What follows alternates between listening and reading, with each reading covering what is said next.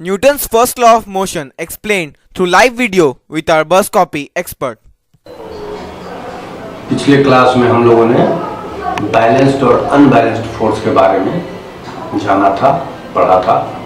आज हम Newton's law of motion के बारे में जानना चाहते हैं। आपको बता दें कि न्यूटन के द्वारा जो ये लॉ दिया गया था वह बहुत ही उपयोगी है, लेकिन ऐसा लगता है कि कैसे उनके दिमाग में सारी बातें आ गई। तो ऐसा नहीं है कि वो बिना पढ़े लिखे। इनके पहले एक गैलीलियो नाम के साइंटिस्ट थे, उन्होंने बहुत से एक्टिविटी किया था। उस एक्टिविटी को देखते देखते न्यूटन ने अपना लॉ दिया, और केवल थ्योरेटिकल दिया, एक्सपेरिमेंटल नहीं दिया। उसका एक्सपेरिमेंटल वेरिफिकेशन बाद में हुआ, लेकिन न्यूटन ने जो भी बताया वो सब सही पाया गया। उन्होंने मोशन और फोर्स दोनों को एक दूसरे से रिलेट किया और बहुत से टर्म, फिजिकल टर्म्स का डेफिनेशन बताया जो फिजिकल क्वांटिटीज हैं, जैसे फोर्स के बारे में। पहला लॉ से फोर्स की परिभाषा मिलती है। पहला लॉ में कहा क्या उन्होंने, फर्स्ट लॉ ऑफ मोशन। एक बात और बता दें कि न्यूटन के 3 लॉ हैं, उनके तीनों लॉ का नाम अलग अलग है। फर्स्ट लॉ हमेशा फर्स्ट लॉ ही होगा। ऐसा नहीं कि तीनों में कभी पहला को पहला कर दे, कभी तीसरा को पहला कर दे, ऐसा नहीं होता। सारी दुनिया जानती है कि फर्स्ट लॉ है। फर्स्ट लॉ ऑफ मोशन में कहा गया है कि अगर कोई वस्तु स्थिर है तो स्थिर रहेगी, अगर कोई यूनिफॉर्म मोशन में चल रही है यूनिफॉर्म मोशन में चलती रहेगी, तब तक जब तक कि किसी बाहरी बल का प्रयोग न किया जाए। तो बाहरी बल का प्रयोग नहीं किया जाए तो वह कंटिन्यू करेगा। तो ये कंटिन्यू करने वाली बात जो है, जैसा है वैसा ही रहेगा। इसको जड़त्व कहा जाता है। इसको कहा जाता है जड़त्व, इनर्शिया। अगर इनर्शिया भी 2 तरह का होता है, एक को कहते हैं इनर्शिया ऑफ रेस्ट, दूसरे को कहते हैं inertia of motion. Inertia of rest का मतलब कि जो वस्तु स्थिर है वो स्थिर रहेगा। इनर्शिया ऑफ मोशन का मतलब जो चल रहा है जो चलता रहेगा। तो पहली बात तो समझ में आता है, सब लोग समझ जाता है कि जो स्थिर है जो स्थिर रहेगा, लेकिन जो चल रहा है वो चलता रहेगा, यह समझ में नहीं आता। तो आपको बता दें कि फिजिक्स का जितना लॉ है वो सारे लॉ केवल पृथ्वी पर और हमारे आसपास ही लागू नहीं होते, ये पूरे ब्रह्मांड में लागू होता है। और ये सारे आइडियल हैं, आदर्श हैं, आदर्श स्थिति में लागू होते हैं। अगर कंडीशन, सिचुएशन चेंज होगा तो उनके लॉ में भी परिवर्तन होगा। जैसे कोई वस्तु स्थिर है तो स्थिर रहेगा, और चल रहा है तो चलता रहेगा। यहाँ पृथ्वी पर नहीं चलेगा, कारण कि बहुत से ऐसे फोर्स हैं जो आपके न चाहते हुए भी उस पर लग जाते हैं, जैसे air resistance, frictional force, gravitational force. ये सारे फोर्स उस पर लगेंगे तो उसके मोशन को रोक देंगे। लेकिन अगर स्पेस में चले जाएं, आपने देखा होगा टीवी में कि लोग स्पेस में जाता है तो तैरने लगता है, उल्टा सीधा खड़ा होता है।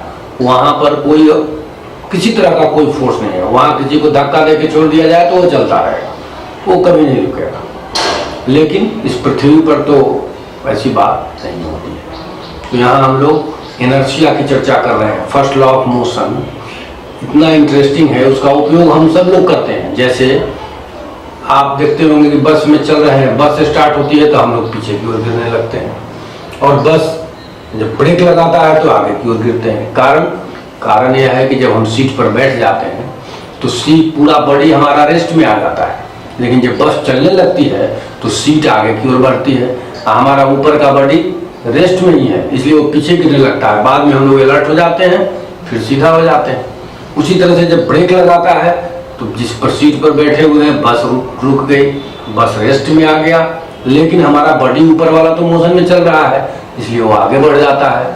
तो इसको कहते हैं इनर्शिया ऑफ रेस्ट और इनर्शिया ऑफ मोशन। इनर्शिया के बारे में ये भी कहा गया, इनर्शिया किस पर निर्भर करता है। तो पता चला कि आज तक जिसको हम लोग मास कहते थे, मात्रा, सब्सटेंस का अमाउंट, उसी को इनर्शिया कहते हैं। उसी पर निर्भर करता है जड़त्व। जो वस्तु जितना भारी होगा उसकी इनर्शिया उतनी ही ज़्यादा होगी। एग्जाम्पल के रूप में ले सकते हैं कि एक मस्टर्ड सीड, सरसों का दाना, अगर कितनी भी तेजी से हम आप पर फेंकें आपको कुछ नहीं होगा, क्योंकि उसको रोकने के लिए इनर्शिया बहुत ज़्यादा नहीं है उसमें। इनर्शिया ऑफ मोशन है उसमें, लेकिन बहुत ज़्यादा नहीं है। लेकिन एक ट्रक धीरे धीरे भी आ रहा है तो उसका मास बहुत ज़्यादा है, उसका इनर्शिया बहुत ज़्यादा है, इसलिए इनर्शिया निर्भर करता है मास पर। तो इनर्शिया का डेफिनेशन कहा गया है कि inertia is the measurement of mass और mass is the measurement of inertia.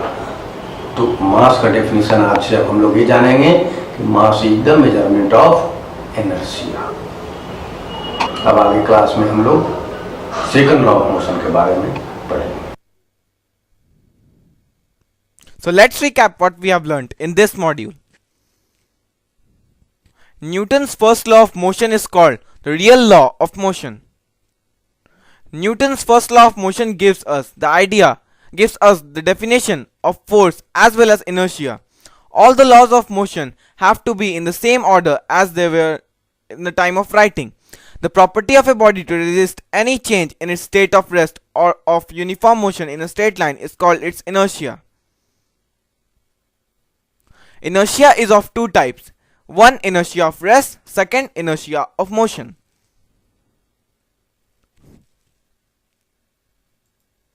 First law of motion states that a body continues in its state of rest or of uniform motion in a straight line unless an external force or balanced force act on it. So that's what we have learnt in this module.